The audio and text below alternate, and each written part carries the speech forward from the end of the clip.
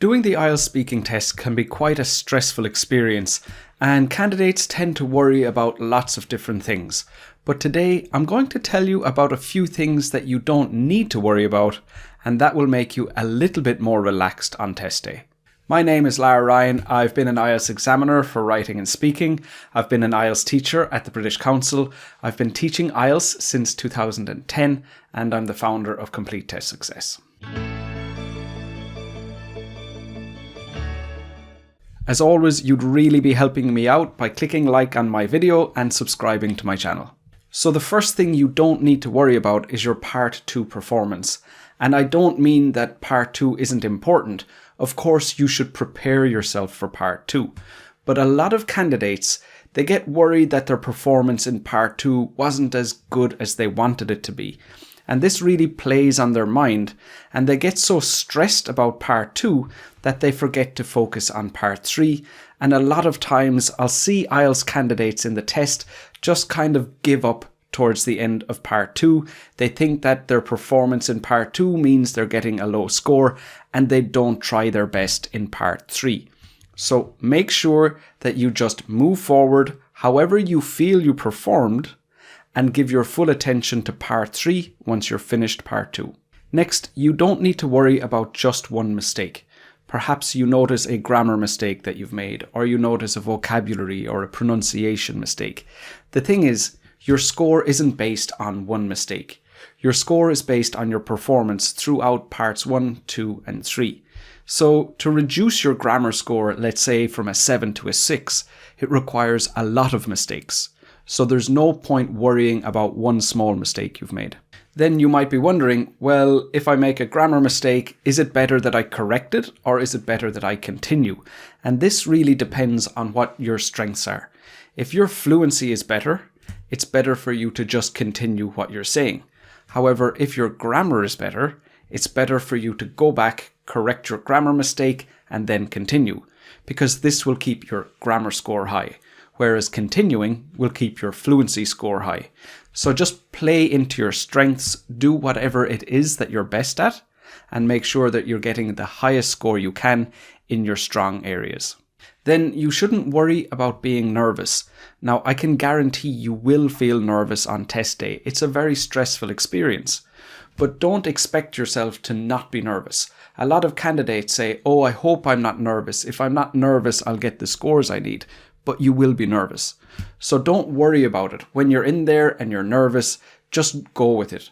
Take a deep breath, try to relax as much as you can, but you will be nervous, so you just have to accept it and go with it.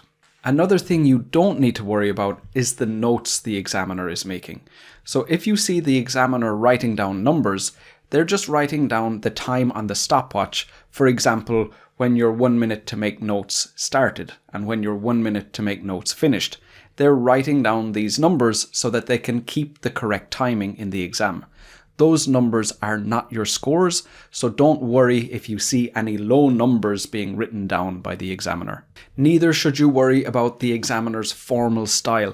They're reading questions from a booklet, and they're trying to make sure that they're as clear and easy to understand as possible.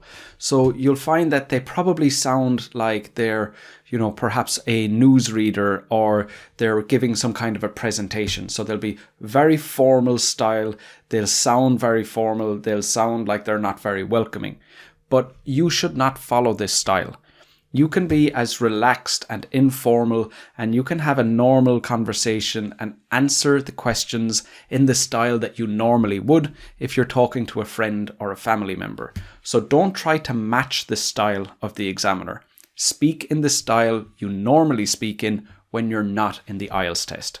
For those of you who are new to my channel, make sure to use the link in the video description to sign up for my free live feedback lessons. I host those every week on Zoom, and they're free group classes to help you improve your IELTS score. Also, you don't need to worry if the IELTS examiner interrupts you. It's really rude and it's a bit annoying, but the fact is the examiner has many things to consider. They have to consider the time, they have to consider how many questions they've asked you, they have to make sure they've covered enough topics, they have to make sure that they're asking you more challenging questions, especially if your language ability is higher. So if the examiner stops you in the middle of an answer and asks you another question, that does not mean that you're getting a low score. It doesn't have any influence on your score whatsoever. So accept that it's a bit rude, but just stop if they ask you to stop. Listen to the next question and then continue. You don't need to worry about your answers being too long. And this is something I hear a lot for speaking part 1, where students say, oh, I gave short answers because I thought I need to give short answers. Well, really, that's the examiner's problem. If your answer is too long, they will interrupt you. But if you have more to say and you want to add more information, you should always continue. And you don't need to worry about your appearance. If you look good, that's not going to get you a good score. The only thing I would say is perhaps if you feel more confident when you dress nicely, well then that's a good idea. Your body language and your eye contact don't matter either.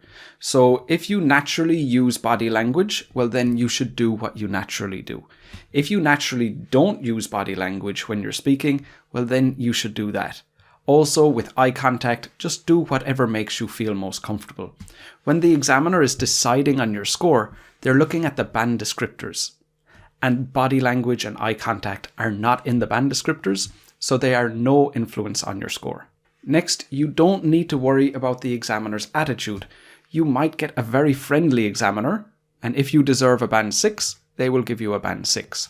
Or you might get another examiner who looks completely bored and uninterested, and they will give you the same score. The attitude of the examiner will not determine what score you get, so if they don't seem very friendly, don't worry about it. Just perform and answer the questions in the way you would anyway. The final thing that you don't need to worry about is impressing the examiner. A lot of candidates, they'll change the way they speak. So they'll pronounce their words differently, or they'll use vocabulary that they would never use, or they try to focus too much on their grammar. You're not in there to impress the examiner. You're in there to show the examiner what you're capable of.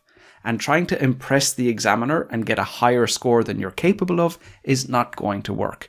Show them what your speaking is really like, and that will get you the best possible score you're capable of. As always, I love reading your comments, so do let me know below.